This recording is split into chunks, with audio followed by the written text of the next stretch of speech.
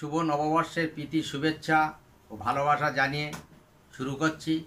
আগের ভিডিওতে আমি বলেছিলাম যে ভিডিওটা বড় হয়ে যাচ্ছে, ওই জন্যে সংক্ষেপে আমি 10টা বিষয়ে আলোচনা করেছিলাম।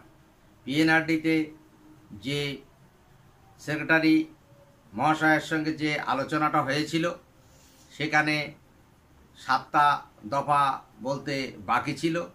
সেগুলো হলো পিএফ 9-10 খোলা, 60-65 বছর বয়স, আর কোয়ালিফিকেশান টিআইসি ও এইচএম, আর অবসরকালীন যে ভাতা এককালীন সেইটা, আর পেনশনের বিষয় নিয়ে আলোচনা করেছিলাম। পিএফ এবং 9-10 খোলার বিষয়টা উনি বলেছিলেন এটা অবশ্যই আলোচনা করব। 65 বছর 60-65 আমাদের যে ব্যাপারটা নিয়ে অনেক সমস্যা হচ্ছিল, উনি বলেন আপনাদের তো 65, ওটা 65 থাকবে, কিন্তু পরবর্তীতে নিয়মকানুন পাল্টে যাবে, সেটা 60-এ আসবে। কোয়ালিফিকেশান অ্যাড করা যাবে কি যাবে না সে সম্পর্কে ম্যাডাম বলেছিলেন যে এটা বিষয়টা আমার জানতে হবে। টিআইসি এবং এইচএমদের যে অনারিয়াম পান নতুন করে যেটা হবে, এ বিষয়ে অতি অবশ্যই আলোচনা হবে, যেহেতু পদমর্যাদার একটা মূল্য আছে, ওই জন্যে সামান্য বেশি ওনারা যাতে পায় সে বিষয় নিয়ে আলোচনা করবেন। অর্থাৎ টিআইসি ও এইচএমদের সাধারণ সম্প্রসারক বা সম্প্রসারিকা অপেক্ষা অল্প কিছু বেশি দেওয়ার চিন্তাভাবনা কথা ওখানে বলেছেন, উনি সহমত পোষণ করেছেন।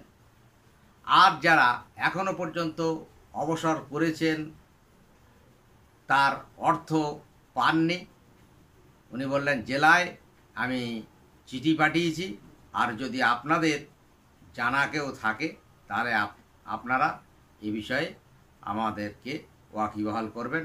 আমাদের টাকা আছে, আমরা টাকা দিয়ে দেওয়ার ব্যবস্থা করব। পেনশনের বিষয়, পেনশন নিয়ে আমরা বলেছিলাম যে আমরা ন্যূনতম অনারেরিয়াম পাই, সেই জন্য আমাদের পেনশনের ব্যবস্থাটা অতি অবশ্যই করলে আমরা খুশি হব। যাই হোক, সমস্ত আলোচনা ওখানে হলো। এবার বলি যে সম্মেলন আমরা করতে যাচ্ছি,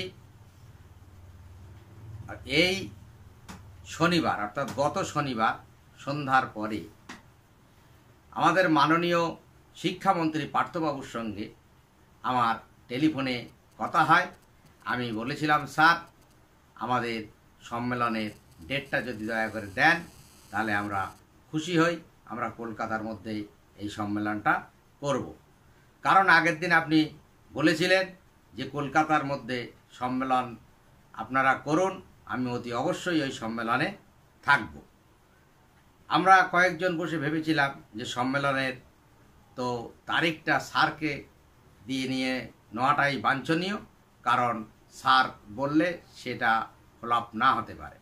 সেই জন্যে স্যারকে বলেছিলাম, বলার পরে স্যার বললেন 18 তারিখের পরে আপনারা যোগাযোগ করুন। আমি আবার ইসমাইল সাহেবকে ফোন করেছিলাম যে ইসমাইল সাহেব, আপনি একটু শিক্ষামন্ত্রী মহাশয়ের কাছে ফোন করুন এবং এই বিষয়ের ডেটটা আপনি জানতে পারেন কিনা আপনিও একটু চেষ্টা করুন। একই কথা ওনার সঙ্গে বলেছিলেন যে 18 তারিখের পরে আপনারা আমাদের সঙ্গে যোগাযোগ করুন, আমি সম্মেলনের ডেটটা দিয়ে দেব। কলকাতার কোনো একটা বড় জায়গায় করার আমরা পরিকল্পনা নিয়েছি, সুতরাং 18 তারিখের পরে মাননীয় শিক্ষামন্ত্রীর কাছে আমরা যাব। যাওয়ার পরে আমরা ডেটটা আপনাদের বলে দেব, সেই হিসেবে আমাদের সম্মেলনটা হবে।